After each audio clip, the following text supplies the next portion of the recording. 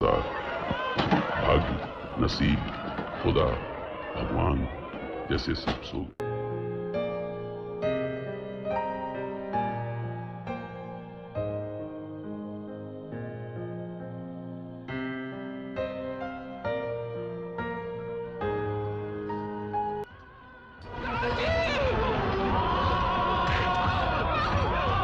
और इस तरह पाकिस्तान के मुख्तलिफ हिस्सों से हिंदुओं और सिखों की लाशों गाड़ियां हिंदुस्तान भेजी जाने लगी।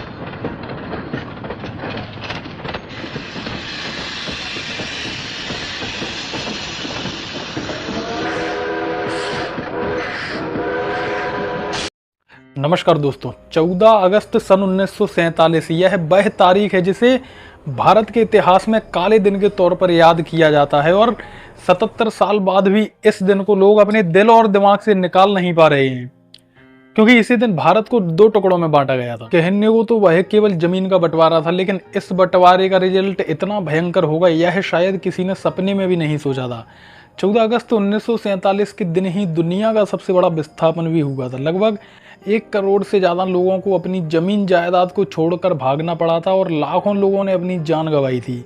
इसके बाद हजारों परिवार बर्बाद भी हो गए थे। अब तक आप शायद समझ चुके होंगे कि हम बात कर रहे हैं भारत से पाकिस्तान के अलग होने की। 14 अगस्त 1947 को ही अंग्रेजों ने भारत के 2 टुकड़े किए थे और दुनिया के नक्शे पर एक नया देश उभर के आया था जिसे नाम दिया गया था पाकिस्तान। दोस्तों, हम सब ने यह तो सुना है कि अंग्रेजों ने भारत पर लगभग 200 साल राज किया था और उसके बाद वह 1947 में चले गए थे, लेकिन हम सब इसके पीछे की एक कहानी नहीं जानते हैं। 200 साल राज करने के बाद अंग्रेज जाते जाते भारत को एक ऐसा जख्म दे गए थे जो आज भी नासूर बना हुआ है। तो दोस्तों, आज हम बात करने वाले हैं भारत के विभाजन की। और जब भारत के विभाजन की बात आती है तो कोई गदर मूवी को कैसे भूल सकता है, जिसमें सनी देओल और अमीषा पटेल ने अहम भूमिका निभाई है, जिसमें हम सब ने देखा है कि पाकिस्तान से आने वाली ट्रेनों में हिंदुओं और सिखों की लाशें भर भर कर आ रही थी।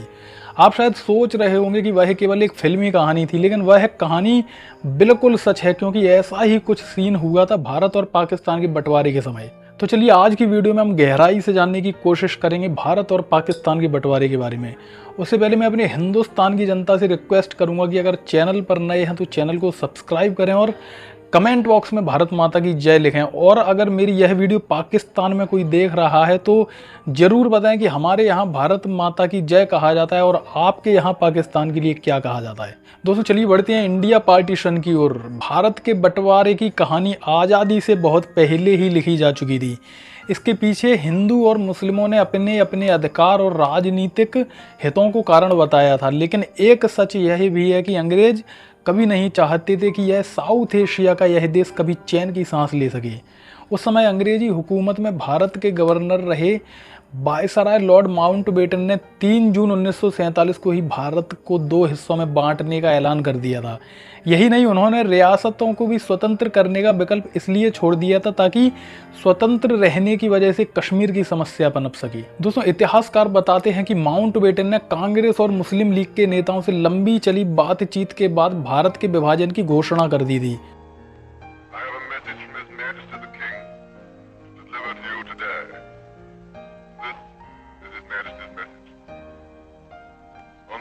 मुस्लिम लीग के नेता मोहम्मद अली जिन्ना मुसलमानों के लिए एक अलग देश की मांग कर रहे थे। बताया जाता है कि भारत के विभाजन की कहानी की शुरुआत सन 1929 में तब हो गई थी जब मोतीलाल नेहरू की सिफारिशों को हिंदू महासभा ने मानने से इनकार कर दिया था। इस समिति में अन्य सिफारिशों के अलावा सेंट्रल असेंबली में मुसलमानों के लिए 33% सीटों को आरक्षित करने की सिफारिश करी थी।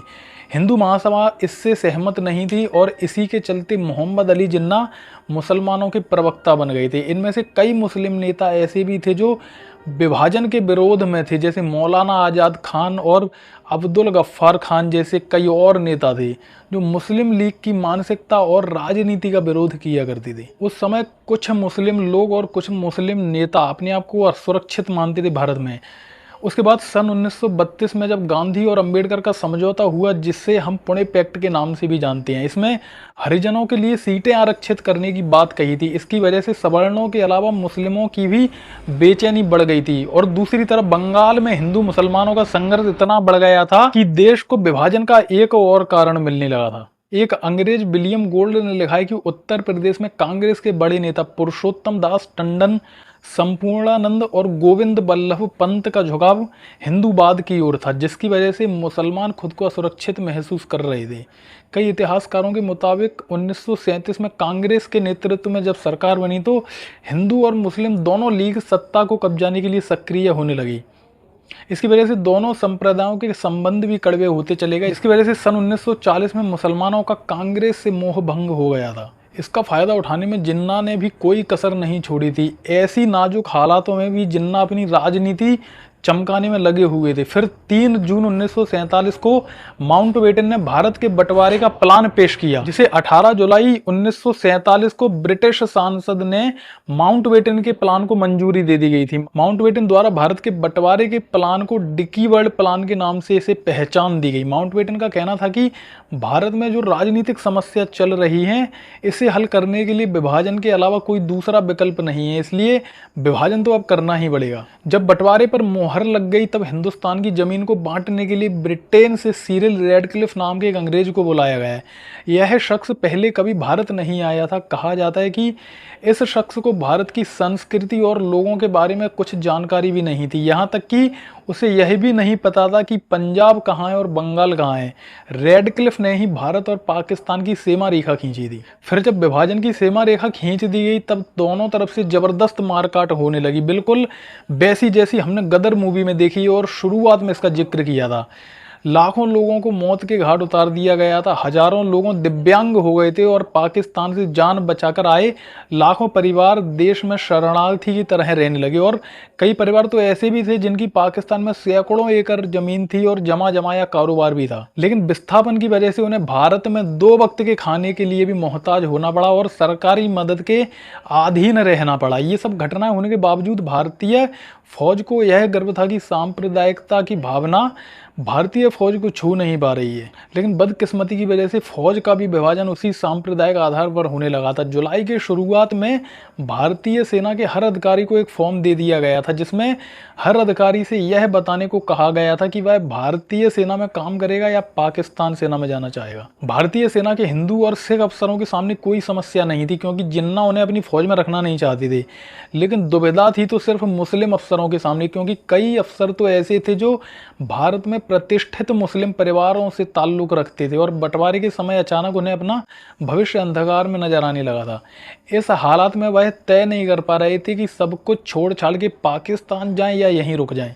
फिर जब बंटवारा हो ही रहा है तो हर चीज का बंटवारा होना चाहिए, जैसे कुर्सी, मेज और कमोड तक का बंटवारा होने लगा। भारत के विशाल प्रशासन तंत्र की चल संपत्ति का 80% सामान भारत को मिला और 20% सामान पाकिस्तान को मिला।